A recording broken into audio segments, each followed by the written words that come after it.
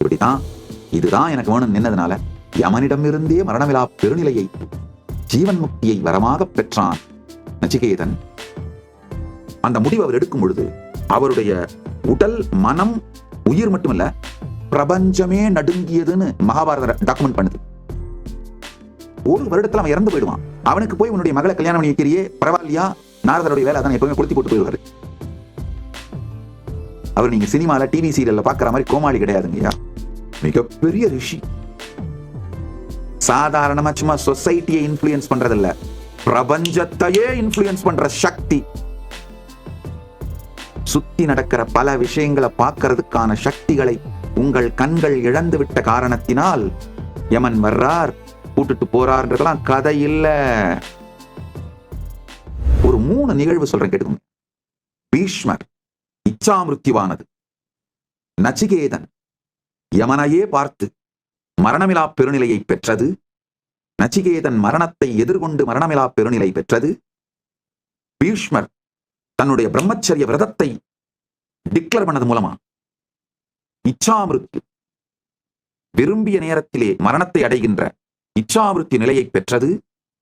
உத்தராயணம் வருது, இன்னும் 10 நாட்கள்ல பல ஆலயங்கள உத்தராயண புண்ணிய கால பிரம்மோத்சவத்தை கொடியே ஏற்றிட்டாங்க. அண்ணாமலையார் கோவில கூட உத்தராயண புண்ணிய கால பிரம்மோத்சவம் கொடியேறியாச்சு. உத்தராயண புண்ணிய காலம் வருது. இந்த உத்தராயணம் வரும் வரை காத்திருந்து உயிர் விட்டார் பீஷ்மர்.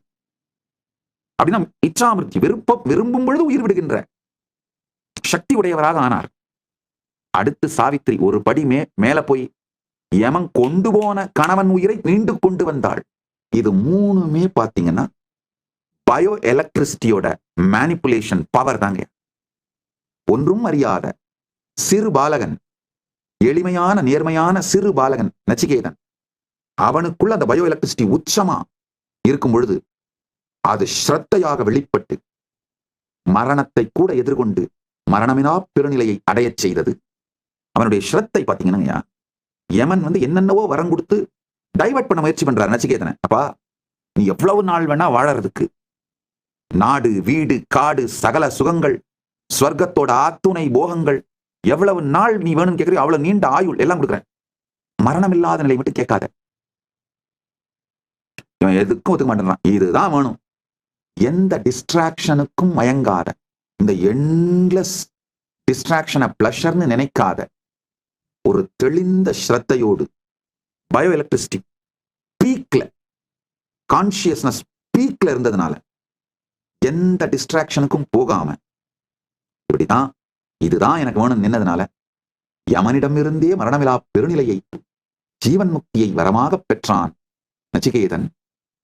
அடுத்து பீஷ்மர் தன்னுடைய தந்தைக்கு பெண் வேண்டும் என்பதற்காக, அந்த பெண்ணுடைய சம்மதத்தை பெறுவதற்காக தான் திருமணமே செய்து கொள்வதில்லை என்று அவர் எடுத்த அந்த முடிவே பயோ எனர்ஜி, பயோ எலக்ட்ரிசிட்டியோட பீக் மேனிபுலேஷன். பயோ எலக்ட்ரிசிட்டியை பீக்கு எடுத்துட்டு போறாரு. அந்த கான்சியஸ்னஸோட உச்சத்தில் இருந்து அந்த முடிவு அவர் எடுக்கும் பொழுது அவருடைய உடல் மனம் உயிர் மட்டுமல்ல பிரபஞ்சமே நடுங்கியதுன்னு மகாபாரத டாக்குமெண்ட் பண்ணுது. வியாசர் ரெக்கார்ட் பண்றாரு. அந்த பீஷ்மருடைய விரதத்தாலே பிரபஞ்சமே நடுங்கியதான். நல்லா புரிஞ்சுக்கோங்க, ஒரு தனி மனிதன் கான்சியஸா எடுக்கிற முடிவு பிரபஞ்சத்தையே இம்பாக்ட் பண்ண முடியுங்க. இதெல்லாம் கதை இல்லைங்கயா, சத்தியம்ங்கயா. பிரபஞ்சத்தையே நடுங்கச் செய்தது. வானவர்கள் மாறி பொழிந்து பீஷ்மர் பட்டம் கொடுக்குறாங்க. இச்சா மிருத்தி எனும் நினைத்த போது மரணம் என்கின்ற வரத்தை தகப்பன் அளிக்கின்றார். இவருடைய அந்த பயோ எலக்ட்ரிசிட்டியோட பவர், கான்சியஸ்னஸ் பயோ எலக்ட்ரிசிட்டியை இன்ஃப்ளூயன்ஸ் பண்ணி அதோட பவர் இச்சா மிருத்யுவாக வேண்டும் பொழுது மரணத்தை தழுவுகின்ற சக்தியை வெளிப்படுத்துகின்றார், பெறுகின்றார். அடுத்தது சாவித்ரி. ஐயோ, அன்னை சாவித்திரியை நினைந்து வணங்கி, சாவித்ரி கதைங்க, என்ன கதை? அஸ்வபதினு ஒரு அரசர், குழந்தை இல்லாதவர். ஆழ்ந்து கேளுங்கள். மகாபாரதத்துல வனபர்வத்துல சாவித்திரியோட கதை டாக்குமெண்ட் பண்ணியிருக்காங்க. ரொம்ப அருமையான கதை. அஸ்வபதிங்கிற ஒரு அரசன், குழந்தை இல்ல, அவர் கடும் தவம் செய்து குழந்தை வர வேணும்னு கேட்கிறாரு. சாவித்ரி தேவின்ற கடவுள், உங்க சாவித்ரி தேவி அவங்க தோன்றி வரம் கொடுக்குறாங்க, குழந்தை வரம் அமையும்னு. குழந்தை பிறக்குது. அந்த குழந்தைக்கு சாவித்ரி கடவுளுடைய பேரே வச்சிடறாரு. எந்த தெய்வம் அங்கு தோன்றி யாகத்திலே தோன்றி குழந்தை வரம் தந்ததோ அந்த தெய்வத்தோட பேரே வச்சு வளர்க்கிறாரு. சாவித்ரி இந்த குழந்தையும் எக்ஸப்ஷனலா ரொம்ப அருமையான நேர்மை, தவம், சகல நல்ல குணத்தோடையும் வளர்றாங்க. தகப்பன் இந்த குழந்தை வளர்ந்து பருவ வயது வந்த உடனே தகப்பன் சொல்றாரு, அம்மா உன்னுடைய கணவனை துணைவனை நீயே தேர்ந்தெடுத்துக் கொள்னு. சாவித்திரியும் சரின்னு சொல்லிட்டு நாடு முழுக்க சுத்துறாங்க, காடெல்லாம் போய் தேடுறாங்க. அந்த நேரத்துல அந்த பயணம் தேடுகின்ற அந்த நேரத்துல காட்டுல தவசிகள் வாழுகின்ற ஒரு குடிலே சத்தியவானை சந்திக்கிறாங்க. சத்தியவான் யாருன்னா கிங் திமத்சேனர் அவருடைய மகன். அந்த திமத்சேனர் சதி வேலையினாலே கண்ணை இழந்து நாட்டை விட்டு துரத்தப்பட்டு விடுகிறார். சில கூட இருந்தவங்க செஞ்ச சதியில அவர் கண் இழந்து விடுகிறார். கண்ணை இழந்ததுனால நாட்டை நடத்த முடியாம நாட்டை விட்டு துரத்தப்பட்டு விடுகிறார். அவருடைய மகன் தான் சத்தியவான். இந்த சத்தியவான் அந்த தந்தையை கவனித்துக் கொள்வதையெல்லாம் பார்த்து சாவித்ரி சத்தியவானை தன்னுடைய கணவனாக தேர்ந்தெடுக்கின்றாள்.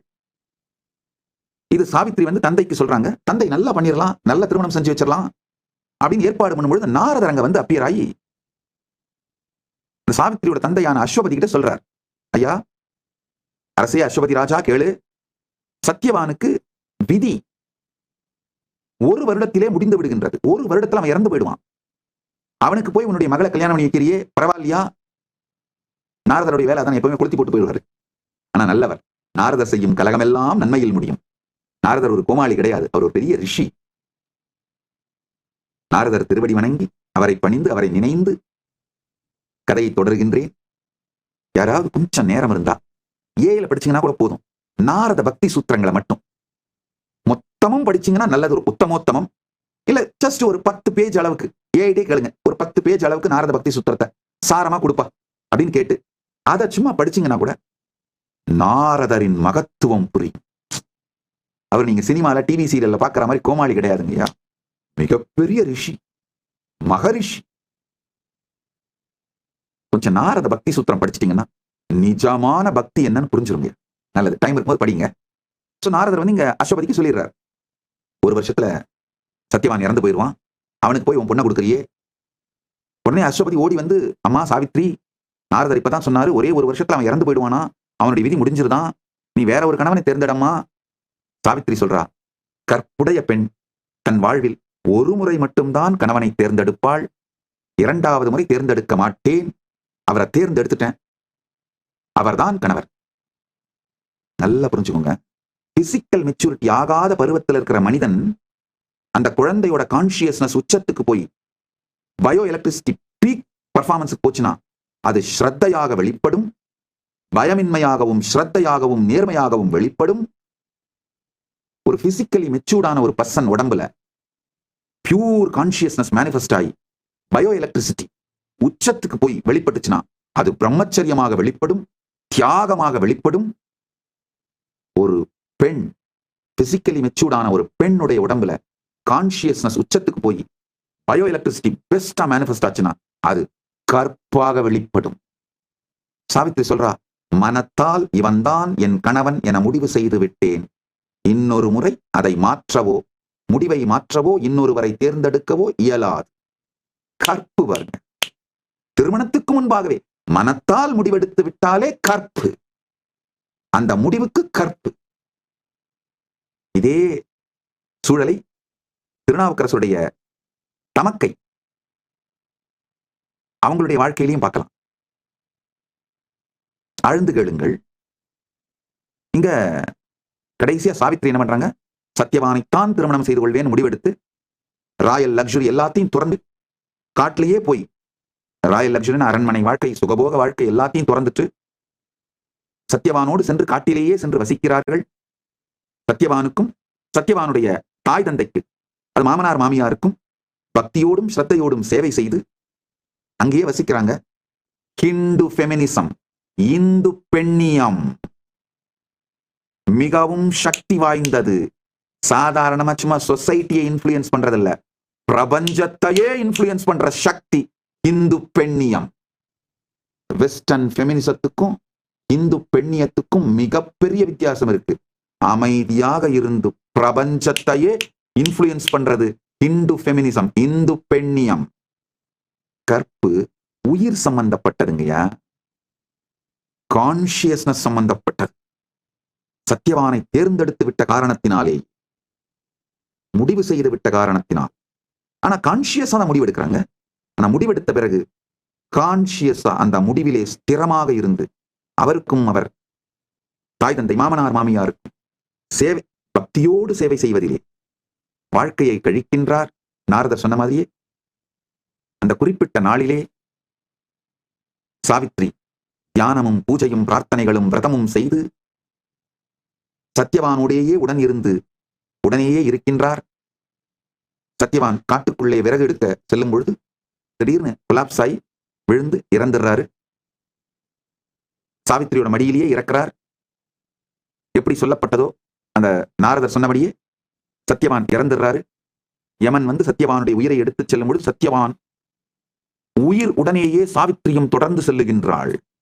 இதெல்லாம் கதை இல்ல. சுத்தி நடக்கிற பல விஷயங்களை பார்க்கறதுக்கான சக்திகளை உங்கள் கண்கள் இழந்து விட்ட காரணத்தினால் யமன் வர்றார், கூட்டுட்டு போறார்ன்றதெல்லாம் கதை இல்ல. சாட்சியாக அனைத்தையும் பார்த்து மூன்றாவது கண்ணால் அனைத்தையும் பார்க்க கற்றுக்கொண்டீர்களானால் இவைகளெல்லாம் கதைகள் அல்ல, சத்தியங்கள் அப்படின்னு புரியும். சாவித்ரி சத்தியவானுடைய உயிரோடே யமனை பின்தொடர்ந்து செல்லுகின்றாள். யமன் சொல்றான், நீலாம் வரக்கூடாதுங்க. சாவித்ரி சொல்றா, என்னுடைய தர்மம், கணவனோடு தான் செல்வேன், கணவனோடு தான் வருவேன். யமனே சாவித்திரியின் கற்பையும் தியாகத்தையும் கண்டு நடுங்குகின்றான். இந்த கற்போட பலம், கான்சியஸ்னஸோட பலம், பயோ எலக்ட்ரிசிட்டியோட உச்சம். நினைத்த மாத்திரத்தில் தன் உடலை துறந்து சாவித்திரியும் கிளம்பி சத்தியவானோடு செல்லுகின்றாள். ஆனா சாவித்திரி கால முடியல. கால முடியாத நேரத்திலே சாவித்திரியின் உயிரையும் கொண்டு செல்வது தவறு. யமம் தவறுவதாக மாறிவிடும். யமன் சாவித்திரி என்னென்னவோ, எப்படி நச்சிகேதனை டைவர்ட் பண்றது, என்லெஸ் டிஸ்ட்ராக்ஷனை கொடுக்கறது மூலமா டைவர்ட் பண்ண முயற்சி பண்ணாலும் அதே மாதிரி டைவர்ட் பண்ண முயற்சி பண்றான். இந்த சுகம் கொடுக்கிறேன், அந்த சுகம் கொடுக்கிறேன். நம்ம ஒண்ணு வேணாம், ஒரு டிவியும் செல்போனும் கொடுத்தா போதும், என்லெஸ் டேட்டாவும். இப்பதான் ஸ்டார்லிங்க் வந்துச்சு, ஒரு ஸ்டார்லிங்க்கும் ஒரு செல்போனையும் குடியா, நீ அந்த தூக்கிட்டு போயா. அதுக்கு மேல ஒண்ணு பெருசா வேணாம், இதை வச்சு நான் பாடி வாழ்ந்துக்கிறேன். திருப்பி மட்டும் அனுப்பிடாத, போ. என்னென்னவோ யமன் சாவித்திரிக்கு அந்த என்லெஸ் டிஸ்ட்ராக்ஷன்ஸை காட்டி பார்க்கிறார். சாவித்திரி ரொம்ப தெளிவா இருக்காங்க, என் கணவன் தான் எனக்கு வேண்டும். யமன் என்னென்னவோ வரம் கொடுத்து பார்க்கறான். கடைசியில யமன் என்ன பண்றான், வேற வழி இல்லாம பெண் மண்ணீர். சாவித்திரி கேட்கிறாங்க, த்யுமத் சேனன் அவருக்கு கண் திரும்பி வரணும், கிங்டம் வரணும். தன்னுடைய தந்தை அஸ்வபதி ஆண் வாரிசு பிறக்கணும். இதுக்கு அடுத்து ஒரு முக்கியமான வரம் கேட்கிறா. அதாவது சத்தியவான் மூலமாக எனக்கு குழந்தை பிறக்கணும். அதை எப்படி நடக்க முடியும்? சத்தியவான் உயிரோடு இருந்தால் மட்டும்தான் நடக்க முடியும். அதனால யமன் தான் கொடுத்த வரத்தை பூர்த்தி செய்வதற்காக சத்தியவானுடைய உயிரை கொடுத்து ரெண்டு பேரையும் இனிமையாக வாழ்வதற்கு அனுமதித்து அருள் செய்து ஆசி பண்ணிட்டு போயிடுறான். யார் வேண்டுமானாலும் இந்த பரிவிராஜக யாத்திரையில் கலந்து கொள்ளலாம். இந்த பரிவிராஜக யாத்திரையில் கலந்து கொள்ள விரும்பும் யார் வேண்டுமானாலும் உங்கள் பெயரை பதிவு செய்து கொண்டு கைலாசா திருவண்ணாமலைக்கு வந்து 1 மாத பயிற்சி, உடல் மன உணர்வு ஆன்மீக பயிற்சியை எடுத்துக்கொண்டு இந்த பரிவிராஜக யாத்திரைக்குழு எங்கு இருக்கிறார்களோ அங்கு நீங்கள் சென்று இணைந்து கொள்ளலாம். இப்ப உதாரணத்துக்கு இவங்க இப்ப கிளம்பி நேரடியா நடந்தே பெங்களூர் செல்கிறார்கள். 11ஆம் தேதி என்னுடைய ஜெயந்தி செலிப்ரேஷன் பெங்களூர்ல விடுதி ஆதி கைலாசத்தில் விடுதி ஆதீனத்திலே கொண்டாடிவிட்டு அங்கிருந்து மற்ற மிகப்பெரிய ஆன்மீக ஸ்தலங்கள், தர்மஸ்தலா, மற்ற மிகப்பெரிய ஆன்மீக ஸ்பிரிச்சுவல் ஈகோ சிஸ்டம்ஸ் எல்லாம் போய் எக்ஸ்ப்ளோர் பண்ண போறாங்க. நீங்க ஒருவேளை அடுத்த மாசம் ஜாயின் பண்ணணும்னு நினைச்சீங்கன்னா கூட வந்து பரமசிவசேனா நிகழ்ச்சி கைலாசா திருவண்ணாமலையில கலந்துக்கிட்டு அந்த நேரத்துல நீங்க ஜாயின் பண்ண நேரம் பிப்ரவரியோ இல்ல மார்ச்சோ ஏதோ ஒரு நேரத்துல இந்த இந்த பரிவிராஜக பரமசிவசேனை குரூப் மக்கள் எங்க இருக்காங்களோ அந்த இடத்துக்கு நீங்க நேரடியா போய் கலந்துக்கலாம். இது தொடர் யாத்திரையாக நிகழ்ந்து கொண்டிருக்கும். எல்லாரும் வந்து ஒரு வருஷம் பார்ட்டிசிபேட் பண்ணிப்பீங்க. ஒரு வருஷம் முடிச்சுட்டு நீங்க போறதுனா போகலாம், அது உங்க விருப்பம். ஆனா இது தொடர் யாத்திரையா நடந்துகிட்டு இருக்கும். அடுத்தடுத்த பேட்ச் வந்து கலந்துகிட்டே இருப்பாங்க. இது நடந்துகிட்டே இருக்க போகுது. இன்று துவங்கும், என்றும் முடியாத பரிவிராஜக யாத்திரை துவங்குகின்றது. பரமசிவ பரம்பொருளின் பேரருளால் இந்த பரிவிராஜக யாத்திரை செய்கின்ற உங்களுக்கும், உங்களை காண்கின்றவர்கள், நீங்கள் யார் யாரையெல்லாம் காண்கின்றீர்களோ, வளப்படுத்துகிறீர்களோ, என்ரிச் பண்றீங்களோ, இவங்க எல்லோருக்கும், உங்களுக்கும், உலகத்திற்கும் பெரும் நன்மை செய்யட்டும், பரமாத்வைதம் அருளட்டும், பரமாத்வைத பிராப்திரஸ்து என்று ஆசீர்வதிக்கின்றேன். ஆனந்தமாக இருங்கள்.